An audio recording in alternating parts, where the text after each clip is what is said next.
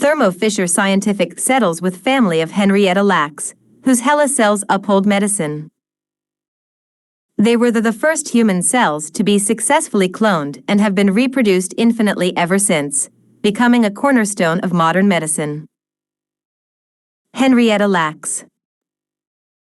More than 70 years after doctors at Johns Hopkins Hospital took Henrietta Lacks' cervical cells without her knowledge, a lawyer for her descendants said they have reached a settlement with a biotechnology company they sued in 2021, accusing its leaders of reaping billions of dollars from a racist medical system. Tissue taken from the black woman's tumor before she died of cervical cancer became the first human cells to be successfully cloned. Reproduced infinitely ever since, HeLa cells have become a cornerstone of modern medicine, enabling countless scientific and medical innovations, including the development of the polio vaccine, genetic mapping, and even COVID-19 vaccines. Despite that incalculable impact, the Lacks family had never been compensated.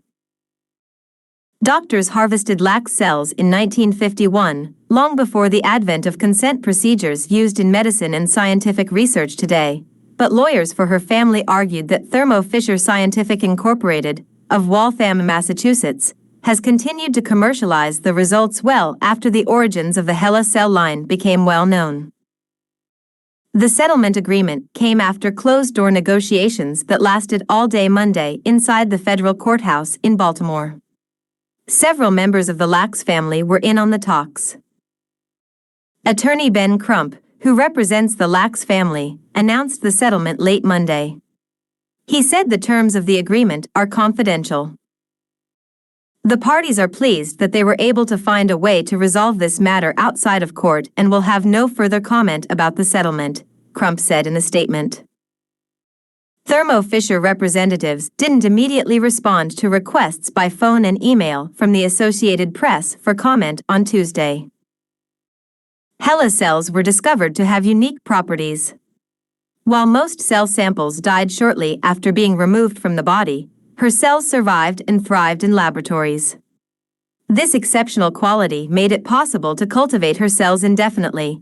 They became known as the first immortalized human cell line, making it possible for scientists anywhere to reproduce studies using identical cells. Rose Byrne and Oprah Winfrey in the HBO movie The Immortal Life of Henrietta Lacks, HBO. The remarkable science involved, and the impact on the Lacks family, some of whom suffered from chronic illnesses without health insurance, were documented in a best-selling book by Rebecca Skloot, The Immortal Life of Henrietta Lacks, and Oprah Winfrey portrayed her daughter in an HBO movie about the story. Lacks was 31 when she died and was buried in an unmarked grave.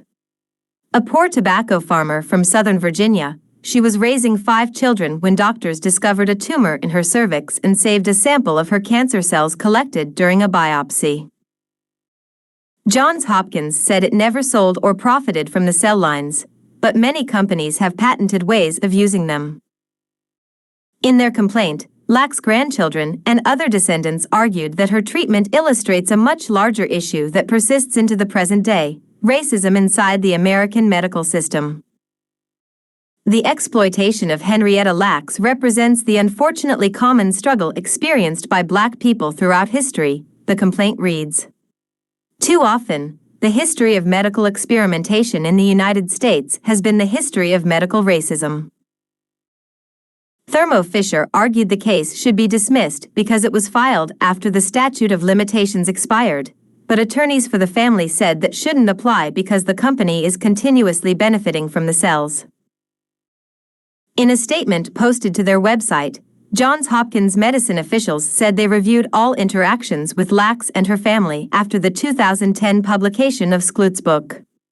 While acknowledging an ethical responsibility, it said the medical system has never sold or profited from the discovery or distribution of HeLa cells and does not own the rights to the HeLa cell line, while also acknowledging an ethical responsibility.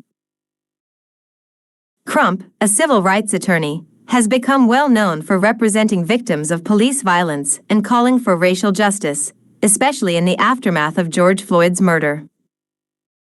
Last week, U.S. Senators Chris Van Hollen and Ben Cardin, both Maryland Democrats, introduced a bill to posthumously award Lacks the Congressional Gold Medal.